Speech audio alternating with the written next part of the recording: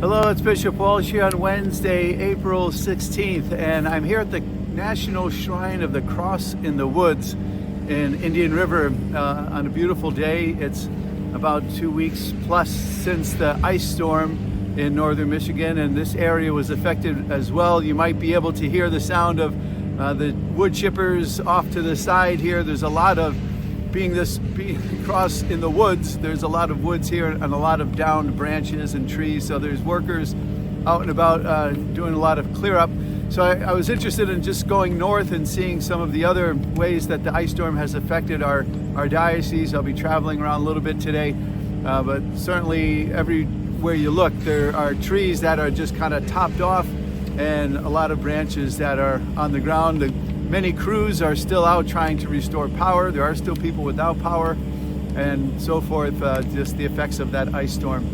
But for those who have never been here to the National Shrine of the Cross in the Woods, it is a beautiful place. As you can see, this is a great place for pilgrimage, and many people over the years have stopped on the way back and forth to Mackinac Island or up to the UP downstate, just so it's a well-known great treasure for the Diocese of Gaylord. There's a beautiful church building right behind here with a lot of beautiful statuary, devotional places. There's a gift shop and just a place for prayer, contemplation. Thought it would be most appropriate as we enter the Triduum to reflect on the cross. And this image of Jesus crucified is central to our understanding of our Christian discipleship. So we take time during this week to carve out time that's different than hopefully the rest of our typical routine, and we have opportunities for deeper reflection and prayer, attending the liturgies. They are some of the most magnificent liturgies of the year, and again kind of a Christianity 101 experience of the fundamentals of our faith.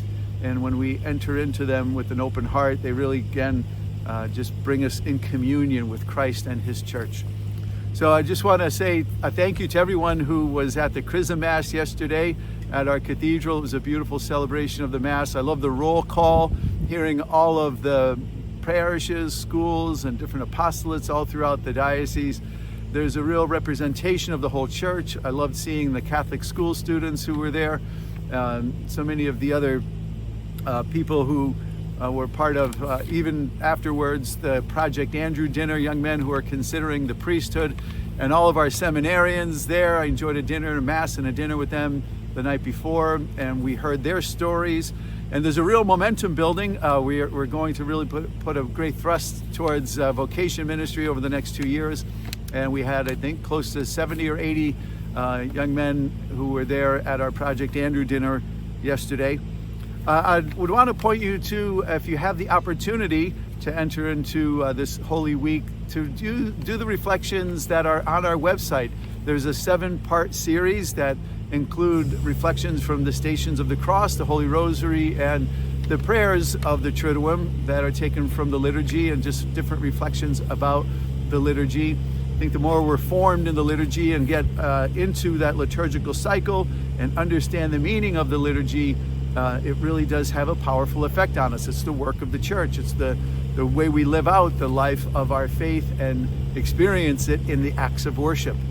So I would point you towards where it says Lenten Meditations on our diocesan website. So we do have the Triduum, the Thursday, the Mass of the Lord's Supper. On Friday is Good Friday, the Passion of our Lord. And on Saturday, sometimes people don't understand the whole meaning of Saturday until we get to the Vigil, obviously, but the meaning of it is to take time to reflect as we would if we lost a loved one, and to mourn their loss. There's no formal liturgies. The church has been emptied in that sense. There's just a period of letting it sink in for Holy Saturday. But we're excited also then for the Easter Vigil, the Saturday night, all across the diocese, all around the world, where people are being brought into the church through the Easter sacraments. And so we congratulate all who are going to be doing that, experiencing baptisms, first communions, confirmations. And I'm honored to be able to preside at the Easter Vigil Mass at the Cathedral and the Sunday morning Easter Day Mass. So Monday will be a day of R&R, not just rest and relaxation, but rejoicing and recollection. Take time to count your blessings of what took place over the 40 days of Lent and how God may have helped with your experience of discipleship. I know for me, there are many successes, but there are many failures as well, despite best intentions. There's the way we have to wrestle with our humanity and always just rely on God's divinity to fill up what is lacking. So we just pray that this whole time of preparation for Easter will be a marked moment in our life of discipleship, and that Easter comes with great rejoicing. So thank you for checking in today from the Cross in the Woods. God bless you.